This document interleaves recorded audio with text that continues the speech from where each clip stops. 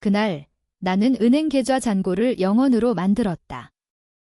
법원에 개인 파산 신청서를 제출하고 집에 있는 모든 귀중품을 창고로 옮겼다. 그리고 언니에게 전화를 걸어 떨리는 목소리로 말했다. 언니, 나 이제 다 끝났어. 언니는 전화를 받자마자 숨을 크게 들이마셨다. 그 숨소리 하나만으로도 나는 알 수 있었다. 그녀는 기뻐하고 있다는 것을. 정우야, 진짜야? 어떻게 된 거야? 목소리는 걱정하는 척했지만 끝에 살짝 올라간 톤이 진심을 드러냈다. 나는 울음 섞인 목소리로 계속 말했다. 회사 부채가 감당이 안 돼서 집도 경매로 넘어가고. 언니는 잠시 침묵했다가 아주 조심스럽게 물었다. 그럼 엄마가 남기신 빌딩은? 그 순간 나는 확신했다. 게임은 이미 시작되었다. 나는 김정우, 38살. 10년 전 부모님이 교통사고로 돌아가신 뒤 남은 유산은 강남에 있는 7층짜리 상가 빌딩 하나뿐이었다. 아버지가 평생 모아놓으신 건물이었다. 시세로 치면 150억은 가볍게 넘는 부동산. 엄마는 돌아가시기 직전 유언장을 작성하셨다. 김정우와 김서연, 내 언니, 공동 상속. 단, 김정우가 단독 관리권을 가진다. 왜 그런 조항을 넣으셨는지 이제는 알 것 같다. 엄마는 언니를 너무 잘 아셨던 거다. 언니 김서연은 나보다 5살 많다.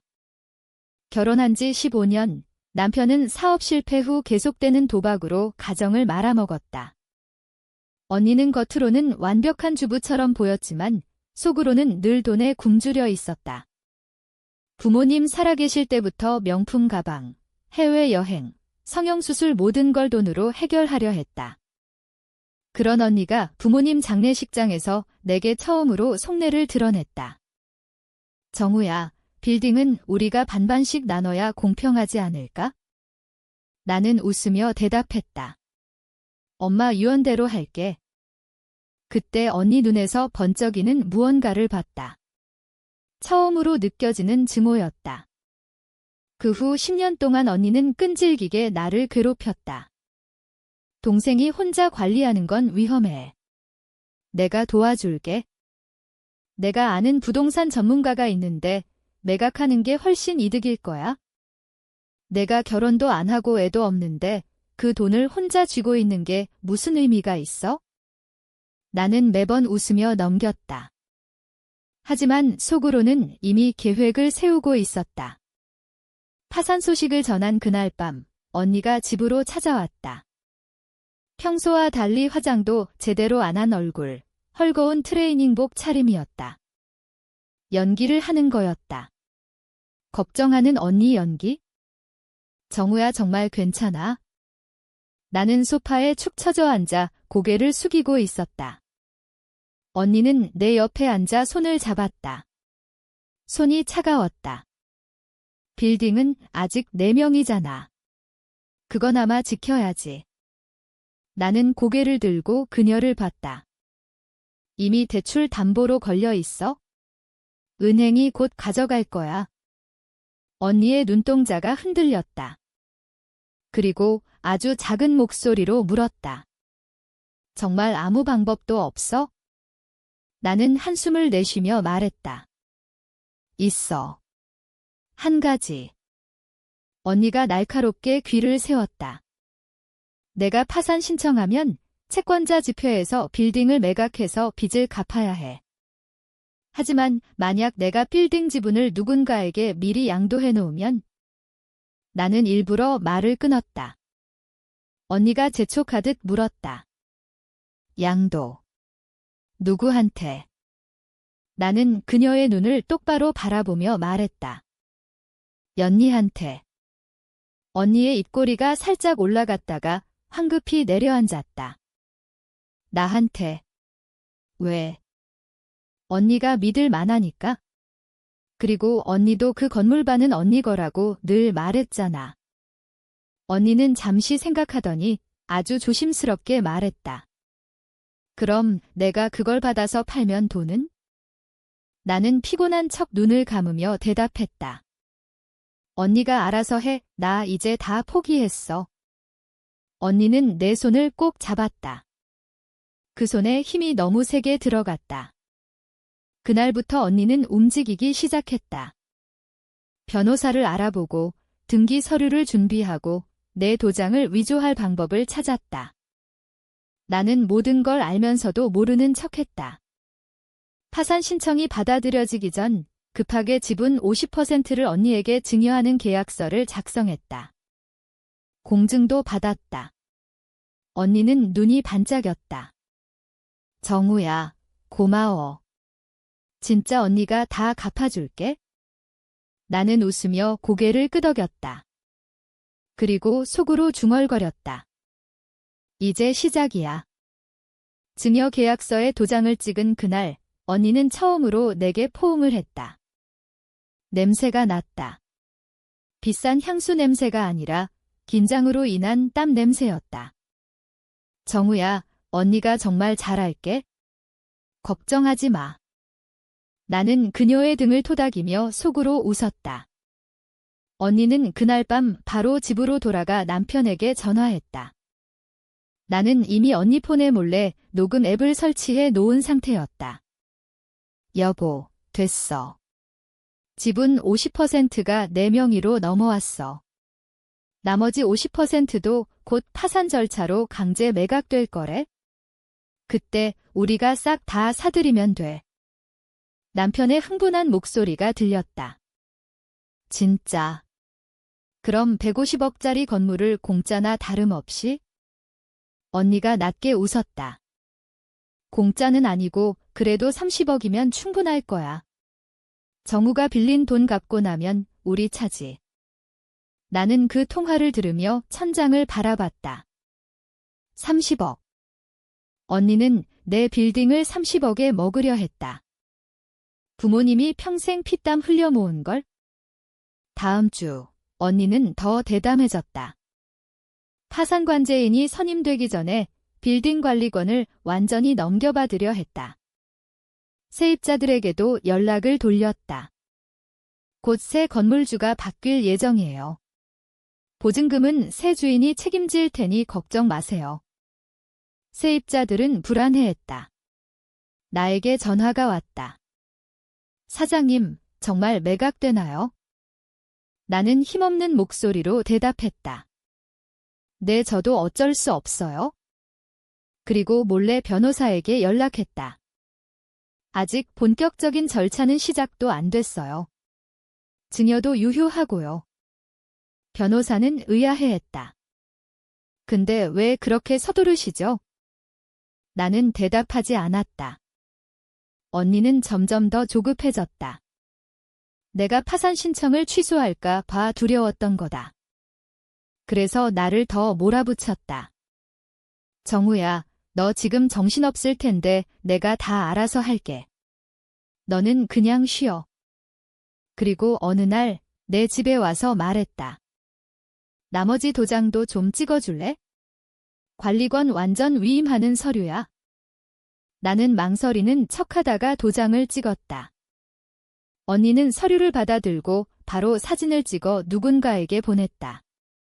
이제 완전 내 거야. 메시지가 그렇게 쓰여 있었다. 그날 밤 나는 처음으로 잠을 이루지 못했다. 분노가 아니라 슬픔이었다. 언니가 이렇게까지 될 줄은 알았지만 그래도 어딘가에서 가족이라는 이름이 조금은 남아있지 않을까 기대했던 모양이다. 하지만 없었다. 단 한 조각도. 며칠 뒤 법원에서 파산 선고가 났다. 채권자 집회가 잡혔다. 언니는 그날을 기다리며 은행과 협상을 시작했다. 빌딩 담보대출 상환 후 남는 금액으로 경매 참여하겠습니다. 은행 직원은 당연히 승낙했다. 누가 봐도 빌딩 시세가 훨씬 높았으니까. 집회 날 나는 초췌한 모습으로 법정에 앉아 있었다. 언니도 와 있었다. 걱정하는 척 내 옆에 앉아서 손을 잡고 있었다. 관제인이 말했다. 주요 자산은 강남 소재 상가 빌딩입니다. 현재 공동 명의로 되어 있으며 언니가 살짝 긴장하는 게 느껴졌다. 관제인이 계속 말했다. 김정우 씨가 최근 김서연 씨에게 지분 50%를 증여하였고 관리권도 위임된 상태입니다. 언니는 안도하는 숨을 내쉬었다. 그리고 관제인이 마지막으로 덧붙였다. 다만 증여계약서에 특약 사항이 있습니다. 증여는 김정우의 파산 신청이 기각될 경우 자동 취소된다는 조항입니다. 순간 법정안이 조용해졌다. 언니가 내 손을 놓았다. 그리고 천천히 고개를 돌려 나를 봤다. 나는 그녀를 똑바로 바라봤다. 처음으로 진짜 미소를 지으며 언니의 얼굴이 하얗게 질렸다. 정우야, 이게 무슨... 나는 조용히 대답했다. 특약 조항, 언니도 서명했잖아. 안 읽었어. 언니는 떨리는 손으로 서류를 뒤적였다. 맞았다. 마지막 페이지 작은 글씨로 쓰여 있었다. 그녀는 그걸 읽지 않았다. 너무 급해서. 관제인이 차분하게 설명을 이어갔다. 따라서 김정우 씨의 파산 신청이 받아들여지지 않을 경우 증여는 무효가 됩니다. 현재 채무 규모와 자산을 검토한 결과 파산 사유가 성립되지 않는다고 판단됩니다. 언니가 벌떡 일어났다. 그게 무슨 소립니까? 정우가 직접 신청했다고요. 관제인이 담담하게 말했다. 신청은 가능하지만 승인은 법원이 합니다. 김정우 씨는 실제로 상환 능력이 충분합니다. 빌딩 시세만으로도 모든 채무를 변제하고도 남습니다. 언니가 나를 노려봤다. 너 설마... 나는 고개를 끄덕였다. 맞아. 다 거짓이었어. 사실 나는 2년 전부터 준비했다. 회사에 일부러 부채를 쌓아놓고 개인 대출도 받았다. 하지만 그 모든 돈은 해외 계좌로 빼돌려 놓았다. 빌딩은 단 한 번도 담보로 걸린 적이 없었다. 파산 신청은 단지 언니의 본성을 끌어내기 위한 연극이었다. 법정을 나온 뒤 언니가 내 팔을 붙잡았다. 정우야, 제발 이건 실수였어. 우리 가족이잖아. 나는 그녀의 손을 뿌리쳤다. 가족. 언니는 언제부터 나를 가족으로 생각했어? 언니가 울기 시작했다. 미안해, 내가 잘못했어. 제발 빌딩만은? 나는 차갑게 웃었다. 이제 늦었어. 그날부터 언니의 삶은 무너지기 시작했다. 남편은 도박 빚이 20억이 넘었다. 언니가 빌딩을 손에 넣을 거라 믿고 더 큰 판에 뛰어든 상태였다. 이제 갚을 돈이 없었다. 채권자들이 언니 집으로 찾아왔다. 처음에는 협박, 그 다음에는 폭력. 나는 그 모든 걸 지켜봤다. 언니가 내게 전화했다. 정우야, 제발 도와줘. 여보가 병원에 있어? 나는 조용히 물었다. 왜 나한테 도와달라는 거야? 언니가 흐느꼈다. 미안해, 내가 너무했어. 제발. 나는 전화를 끊었다. 한 달 뒤, 언니 부부는 집을 비워야 했다. 경매로 넘어갔다. 언니는 아이 둘을 데리고 시댁으로 갔다. 시어머니는 언니를 내쫓았다. 내가 우리 아들을 망쳤어. 언니는 결국 작은 원룸으로 이사했다. 아이들은 학교를 옮겼다. 친구들로부터 따돌림을 당했다. 나는 그 원룸 앞을 지나쳤다. 언니가 쓰레기를 버리러 나오는 걸 봤다. 화장기 없는 얼굴, 헝클어진 머리. 나를 보고 깜짝 놀랐다. 정우야. 나는 멈춰 서서 그녀를 바라봤다. 이제 어때? 가진 거 다 잃어보니까? 언니가 무릎 꿇었다. 제발 용서해줘. 나는 고개를 저었다. 용서는 해줄게. 하지만 잊진 않을 거야. 그날 밤 나는 빌딩 옥상에 올라갔다. 서울 야경이 펼쳐져 있었다. 부모님이 이 건물을 지을 때 나와 언니를 데리고 와서 말했다. 너희 둘이 사이좋게 살아야 한다. 나는 하늘을 올려다보며 중얼거렸다. 엄마, 미안해. 결국 이렇게 됐어요. 언니의 삶은 더 깊이 추락했다. 남편은 결국 자살을 시도했다. 실패했지만 반신불수가 됐다. 언니는 병원비를 감당하지 못해 남편을 집으로 데려왔다. 혼자 간호하며 살았다. 아이들은 할머니 집으로 보냈다. 나는 가끔 언니에게 돈을 보냈다. 익명으로. 너무 많이 주면 안 됐다. 그냥 죽지 않을 정도로만. 그러던 어느 날 언니가 빌딩으로 찾아왔다. 초췌한 모습으로 로비에 서 있었다. 경비원이 나에게 연락했다. 나는 내려갔다. 언니가 나를 보자마자 말했다. 정우야, 나 이제 다 포기했어. 제발 남편만 좀 도와줘. 나는 그녀를 빌딩 카페로 데려갔다. 커피를 주문했다. 언니가 떨리는 손으로 컵을 잡았다. 너 왜 이렇게까지 했어? 나는 조용히 대답했다. 언니가 먼저였잖아.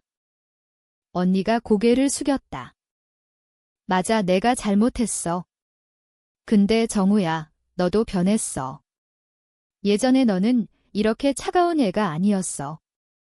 나는 웃었다. 언니 때문에 변한 거야? 언니가 울기 시작했다. 나 꿈을 꿨어. 엄마가 나한테 화내는 꿈, 서연아, 왜 내 동생을 그렇게 했니? 락. 나는 아무 말도 하지 않았다. 언니가 계속 말했다. 나 이제 매일 후회해. 그때 그냥 내 말대로 유언대로 살았으면 이렇게 안 됐을 텐데. 나는 차갑게 말했다. 이제 와서 후회해봤자 뭐해. 언니가 나를 봤다. 정우야, 나한테 복수한 걸로 내 마음이 편해졌어? 나는 잠시 생각했다. 아니. 언니가 놀란 눈으로 나를 봤다. 그럼. 아직 끝나지 않았어. 그날 이후 나는 언니의 과거를 파헤치기 시작했다. 언니가 부모님 살아계실 때부터 은행원과 내통해서 유언장을 조작하려 했던 흔적. 아버지 병원비를 빼돌린 기록. 엄마가 마지막으로 쓰신 유언장을 언니가 몰래 불태우려 했던 증거. 모든 걸 모았다. 그리고 언니에게 편지 한 통을 보냈다. 이 모든 증거를 검찰에 제출할까 생각 중이야. 언니가 바로 전화했다. 정우야, 제발 그건 하지 마. 나는 대답했다. 왜? 언니는 나한테 그랬잖아. 가족이라는 이름으로 날 파괴하려 했잖아. 언니가 울었다. 나 진짜 미친 짓 했어. 제발. 나는 말했다. 조건이 있어? 조건은 간단했다. 언니가 모든 걸 고백하는 영상을 찍어서 나에게 보내는 것. 부모님을 속였던 것, 나를 속였던 것, 빌딩을 노렸던 것. 모두. 언니는 망설였다. 하지만 결국 했다. 원룸에서 혼자 앉아서 카메라를 보며 울면서 말했다. 저는 김서연입니다. 제 동생 김정우를 속이고 부모님 유산을 빼앗으려 했습니다. 저는 탐욕스러운 사람이었고 그 대가를 지금 받고 있습니다. 영상을 받은 나는 그것을 보관했다. 아직 공개할 생각은 없었다. 그 후 언니는 더 조용해졌다. 남편을 간호하며 작은 식당에서 아르바이트를 시작했다. 아이들은 주말에만 만났다. 나는 빌딩을 재개발하기로 했다. 150억짜리 건물을 300억짜리로 만들 계획이었다. 그 과정에서 언니 소유였던 작은 상가를 하나 샀다. 언니가 결혼할 때 부모님이 주셨던 것. 그것마저 경매로 넘어가 있었다. 언니가 그 사실을 알게 됐다. 마지막 남은 부모님의 흔적까지 내 손에 들어간 걸. 언니가 다시 찾아왔다. 정우야, 제발 그건. 나는 말했다. 이제 연니한테 부모님과 관련된 건 아무것도 남지 않았어. 언니가 주저앉았다. 나 이제 정말 아무것도 없어. 나는 그녀를 내려다보며 말했다. 그래서 어때? 언니가 나를 올려다봤다. 눈에 증오가 아니라 체념이 있었다. 그날 이후 나는 언니를 더 이상 보지 않았다. 가끔 소식을 들었다. 남편이 결국 숨졌다. 언니는 장례를 치르고 아이들을 데리고 지방으로 내려갔다. 작은 마트에서 계산원으로 일한다고 했다. 나는 빌딩 재개발을 마쳤다. 새 건물 이름은 부모님의 꿈이었다. 개관식 날 나는 옥상에 올라가 다시 하늘을 봤다. 엄마, 아빠 이제 됐어요. 하지만 마음 한구석이 여전히 무거웠다. 복수는 끝났지만 상처는 남아 있었다. 언니를 완전히 파괴한 대가로 나도 뭔가를 잃었다.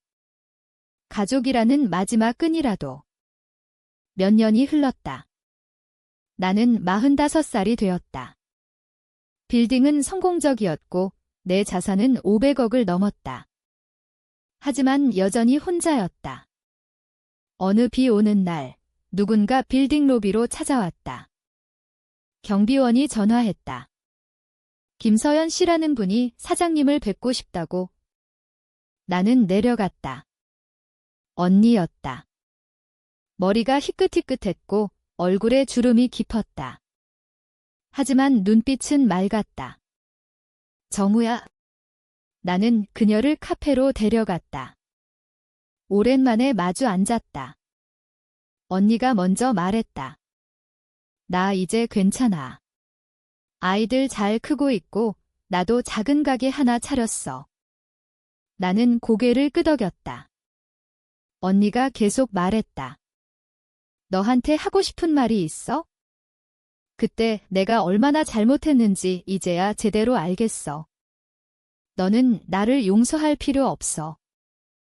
나는 그냥 미안하다는 말 하러 왔어. 나는 아무 말도 하지 않았다. 언니가 조용히 일어났다. 이제 갈게. 다시는 안 찾아올게. 문으로 향하던 언니가 멈췄다. 정우야, 너도 행복하길 바래. 그리고 사라졌다. 그날 밤 나는 옥상에 올라갔다. 비가 그친 서울이 아름다웠다. 나는 처음으로 울었다. 분노가 아니라 슬픔으로. 복수는 끝났지만 상처는 영원히 남는다. 그리고 가족이란 결국 서로를 파괴할 수도 있는 가장 날카로운 칼이라는 걸. 나는 하늘을 보며 중얼거렸다. 언니, 나도 미안해. 그리고 처음으로 마음을 놓았다.